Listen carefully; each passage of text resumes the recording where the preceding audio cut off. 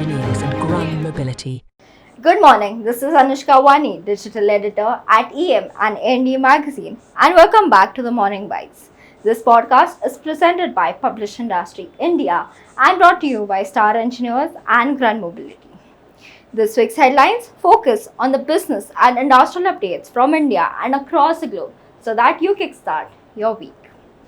Before we start, we are pleased to present Dr. Anil Lamba. If you know how to read balance sheets, it will come to your aid on numerous occasions. For example, in your business life, you bump into a potential customer.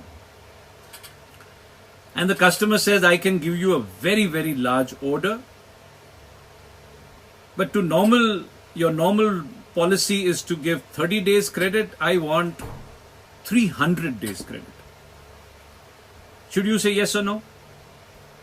Should you say no only because 300 days sounds unreasonably long, inordinately long, and in the process lose a very big order? But on the other hand, if you say yes to the wrong kind of a company, you'll never recover your money. If you knew how to read a balance sheet, you would take a more sensible decision, a wiser decision.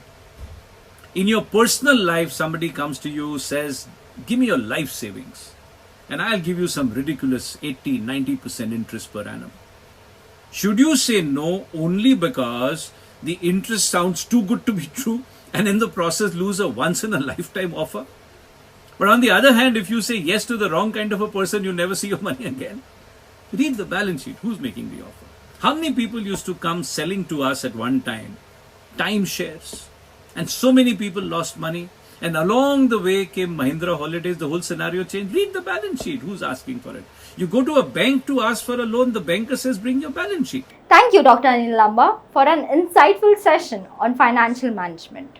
Moving on, we have some interesting industry highlights and news curated just for you. Here is a quick glance at this week's headlines.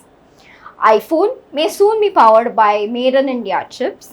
Vani has recently opened its new manufacturing facility in Andhra Pradesh.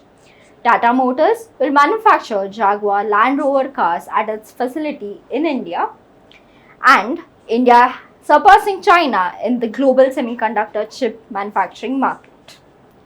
Our first headline for today talks about Micron Technology, which is a multinational memory and storage company, is considering supplying Made in India chips from its Gujarat plant to one of its important worldwide clients, Apple, whose suppliers manufacture iPhone in the country. Additionally, Micron is establishing an assembly, test, marking and packaging facility in Sanand, Gujarat. Currently, Apple vendors import semiconductors to manufacture iPhones. Moving on to our next headline.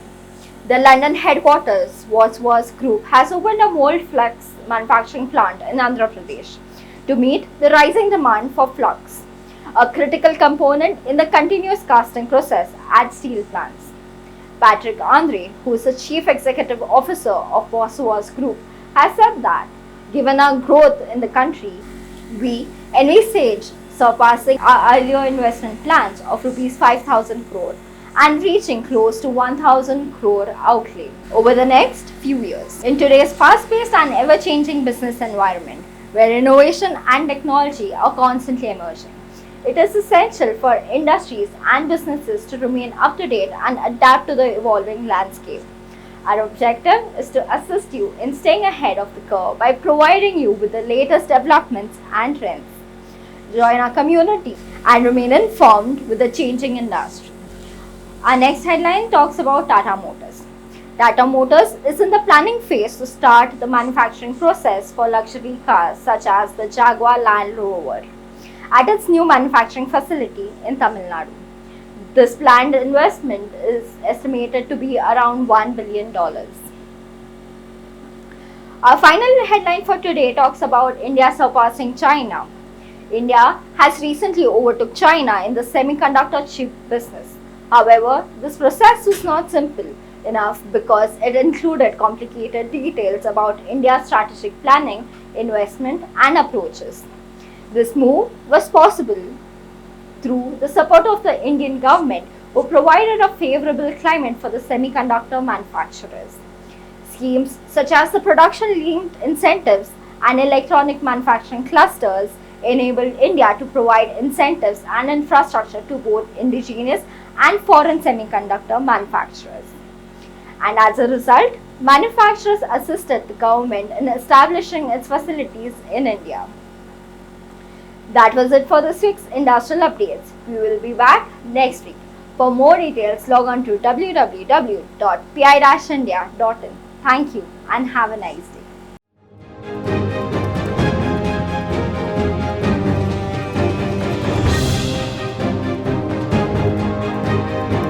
You are watching Morning Bytes, presented by Publish Industry India and brought to you by Star Engineers and Grun Mobility.